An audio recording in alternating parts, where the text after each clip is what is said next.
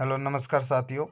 RBSC 10वीं और 12वीं क्लास पासिंग मार्किंग की बात करते हैं। राजस्थान बोर्ड 10वीं और 12वीं पास करने के लिए पासिंग यानी पास करने के लिए कितने अंक या कितने नंबरों की ज़रूरत है।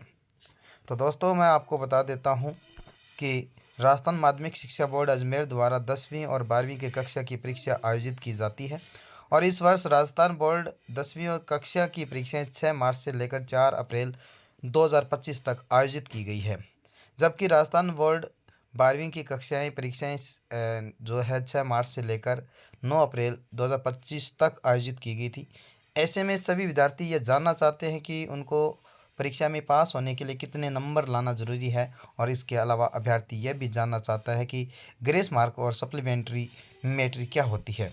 तो दोस्तों मैं आपको बता देता हूं कि आपको कितने नंबर लाने हैं किसी भी सब्जेक्ट के अंदर, तब आप उसमें पास हो सकते हो। तो न्यूनतम नंबर कितने होने चाहिए। तो दोस्तों मैं आपको बताऊं तो आपको न्यूनतम अंक कम से कम 33% आपके आने अनिवार्य है। देखो, राजस्थान बोर्ड 10वीं और 12वीं की कक्षा की परीक्षाओं में विद्यार्थियों को पास होने के लिए न्यूनतम 33% अंक लाना आवश्यक है। यानी विद्यार्थी को प्रत्येक विषय में 100 में से कम 33 अंक लाने ज़रूरी होते हैं।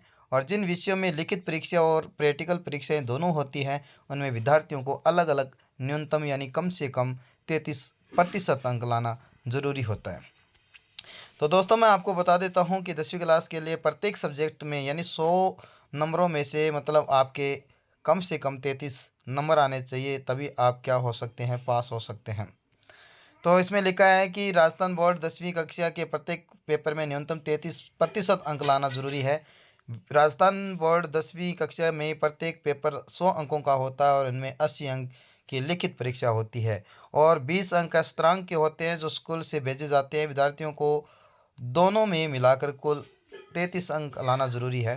तो राजस्थान बोर्ड 10वीं कक्षा की परीक्षा में लिखित परीक्षा यानी 80 अंक की है और शतरंज की बात करें तो 20 अंक का होता है। तो दोनों में कुल मिलाकर 33 अंक आना ज़रूरी है।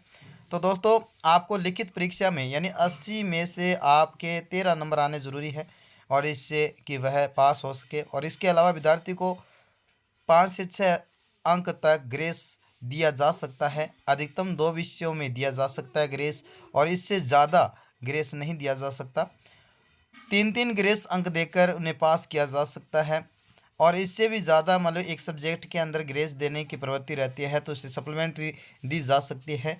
2 से अधिक सप्लीमेंट्री नहीं दी जा सकती, उस बच्चे को फेल कर दिया जाता है।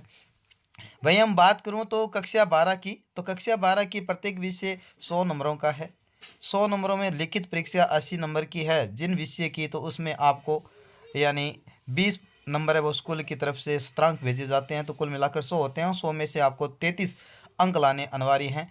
यदि मान लो आपका कोई विषय प्रैक्टिकल है और उसमें पेपर 56 अंकों का होता है, शतरंज के अधिकतम आपको 14 अंक मिलेंगे। यानी कहने का मतलब है लिखित परीक्षा 56 नंबर की है, स्कूल की ओर से 14 अंक दिए जाते हैं। कुल मिलाकर 70 नंबर होते हैं और 70 नंबर में से आपको 23 अंक लाना बहुत ज़रूरी है। और इसमें प्रैक्टिकल अंक होता है वो 30 नंबरों का होता है। जो प्रैक्टिकल परीक्षा होती है उस 30 नंबर होता है, उस 30 में से आपको 10 अंक लाना ज़रूरी है। इसी तरह विद्यार्थी के कुल 100 में से 33 अंक आने बहुत ज़रूरी है। यदि विद्यार्थी किसी विषय में 33 अंक प्राप्त नहीं कर पाता है और उनमें से 5 से 6 अंकों का ग्रेस मार्क प्रदान कर दिया जाता है। दो विषयों में कुल 6 अंकों तक हो सकता है, लेकिन किसी विषय में ग्रेस अंक देकर भी विद्यार्थी पास नहीं हो पा रहा है तो फिर विद्यार्थी को उस विषय में सप्लीमेंट्री कर दिया जाता है। एक से ज़्यादा विषयों में ऐसा नहीं होता है, उस बच्चे को फेल कर दिया जाता है। यदि जानकारी आपको अच्छी लगी है तो वीडियो को लाइक करना है और चैनल को सब्सक्राइब करना है। जय हिंद।